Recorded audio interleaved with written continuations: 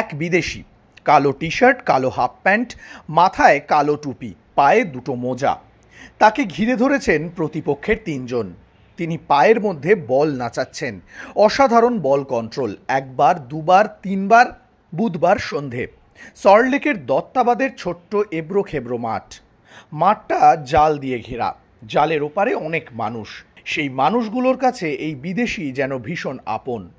মাঝে মাঝেই তিনি দত্তাবাদের বস্তি সংলগ্ন অঞ্চলের শিশু কিশোরদের সঙ্গে মাঠে নেমে পড়েন, চুটিয়ে ফুটবল খেলেন ছোট্ট মাঠে। এবার তিনি আর একা নন, নিয়ে এসেছেন আরেক স্বদেশীয় বন্ধুকে। তার গায়ে সাদা টি শার্ট, কালো হাফ প্যান্ট। দুজন মিলে চুটিয়ে খেলছেন, কোনো ঝুঁকির পরোয়া না করেই।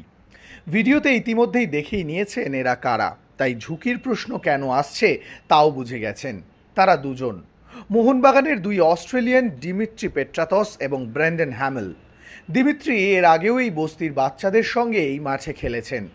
বড় ম্যাচ জেতার পরেও তাকে দেখা গেছে। কারণ জিজ্ঞেস করাতে তখন বলেছিলেন, ফুটবল তো ফুটবলই, মাঠ আলাদা হলেও খেলাটা তো বদলায় না। আর তার নিজের সন্তান রয়েছে, তারা অস্ট্রেলিয়ায়। তাদের মিস করেন বলেই বাচ্চাদের অনুরোধ ফেলতে পারেন না। এবার শিল্ড জয়ের পর গোটা দল খোশ মেজাজে। তবে কাজ কিন্তু শেষ হয়নি, কাপ জয় বাকি। দিন কয়েকের ছুটি দিয়েছেন কোচ আন্তোনিও লোপেজ হাবাস। বাকিরা যে যার মতো সময় কাটাচ্ছেন।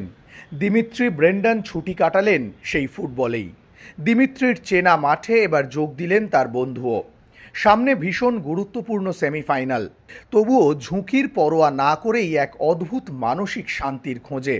দিমিত্রিরা যে শান্তি খুঁজে নিতে পারেন সেই ফুটবল মাঠেই। আর দত্তাবাদের শিশু কিশোররা বারবার সাক্ষী থাকে আকাশের তারার মাটিতে নেমে আসার, যে তারার আলোতে আলোকিত গোটা বিশ্বের মোহনবাগান সমর্থকেরা। শুধু ফুটবল খেলাতেই শেষ নয়, ফুটবল খেলার পাশাপাশি দত্তাবাদের ছোট ছোট বাচ্চাদের জন্য বেশ কিছু উপহার নিয়ে হাজির হয়েছিলেন ব্রেন্ডন হ্যামেল। খেলার পাশাপাশি সেই বাচ্চাদের মধ্যে সেই উপহার ভাগ করে দিলেন। বাচ্চাদের সাথে নিজেদের আনন্দ ভাগ করে নিতে ভালোবাসেন দিমিত্রি পেট্রাতস, ব্রেন্ডন হ্যামেলরা। মোহনবাগানের এই দুই ফুটবলার আরও একবার প্রমাণ করলেন তারা মাটির কতটা কাছাকাছি থাকতে ভালোবাসেন।